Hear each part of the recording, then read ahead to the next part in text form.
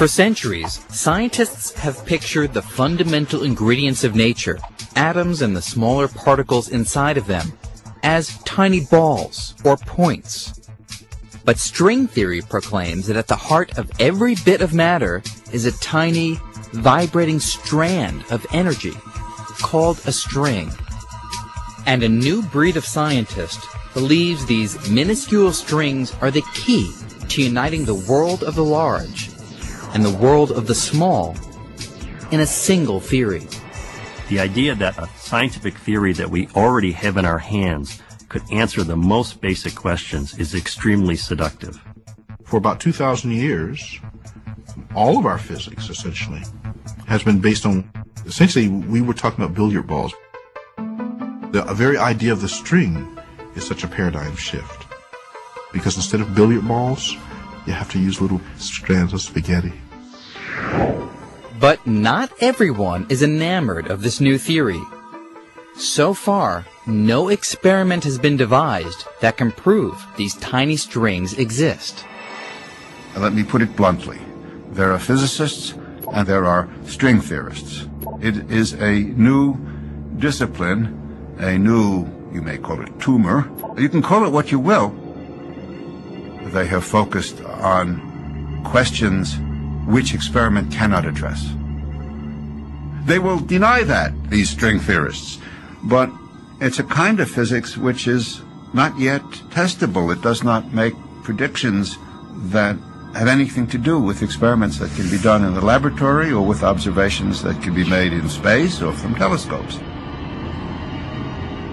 And I was brought up to believe, and I still believe, that physics is an experimental science. It deals with the results to experiments or, in the case of astronomy, observations. From the start, many scientists thought string theory was simply too far out. And frankly, the strange way the theory evolved in a series of twists, turns, and accidents only made it seem more unlikely. In fact, even its birth has been turned into something of a myth, which goes like this.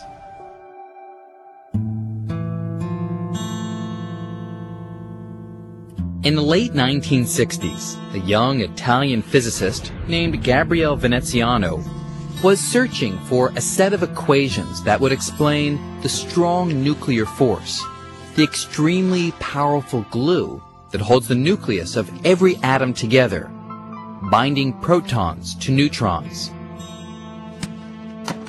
As the story goes, he happened on a dusty book on the history of mathematics, and in it he found a 200-year-old equation, first written down by a Swiss mathematician, Leonhard Euler. Veneziano was amazed to discover that Euler's equations, long thought to be nothing more than a mathematical curiosity, seemed to describe the strong force. He quickly published a paper and was famous ever after for this accidental discovery. I see occasionally written in books that this model was invented by chance or was found in a math book, and this makes me feel pretty bad. What is true is that the function was the outcome of a long year of work,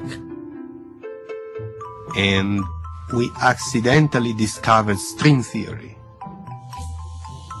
However it was discovered, Euler's equation, which miraculously explained the strong force, took on a life of its own.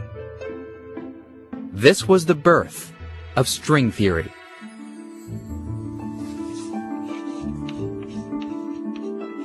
Passed from colleague to colleague, Euler's equation ended up on the chalkboard in front of a young American physicist, Leonard Susskind. To this day, I remember the formula. The formula was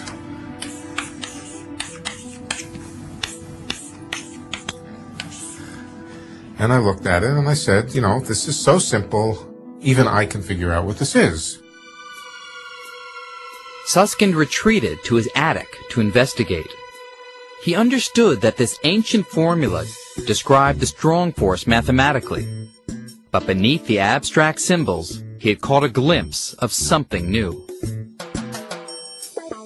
And I fiddled with it, I monkeyed with it, I sat in my attic, I think for 2 months, on and off. But the first thing I could see in it, it was describing some kind of particles which had internal structure, which could vibrate, which could do things, which wasn't just a point particle. And I began to realize what was being described here was a string, an elastic string, like a rubber band, or like a rubber band cut in half. And this rubber band could not only stretch and contract, but wiggle. And, marvel of marvels, it exactly agreed with this formula. I was pretty sure at that time that I was the only one in the world who knew this. Susskind wrote up his discovery, introducing the revolutionary idea of strings. But before his paper could be published, it had to be reviewed by a panel of experts. I was completely convinced that when it came back, it was going to say, Susskind is the next Einstein, or maybe even the next Newton. And it came back saying, this paper is not very good, probably shouldn't be published. I was truly knocked off my chair. I was depressed, I was unhappy, I was saddened by it. It made me a nervous wreck, and the result was I went home and got drunk. As Susskind drowned his sorrows over the rejection of his far-out idea, it appeared string theory was dead.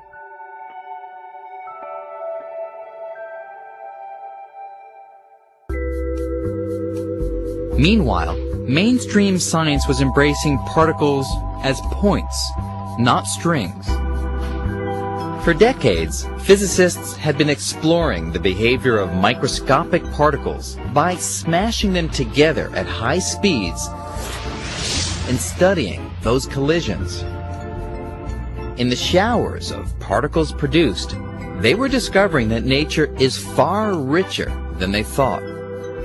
Once a month, there'd be a discovery of a new particle, the rho meson, the omega particle, the B particle, B1 particle, the B2 particle, phi, omega. More letters were used than exist in most alphabets. It was a population explosion of particles.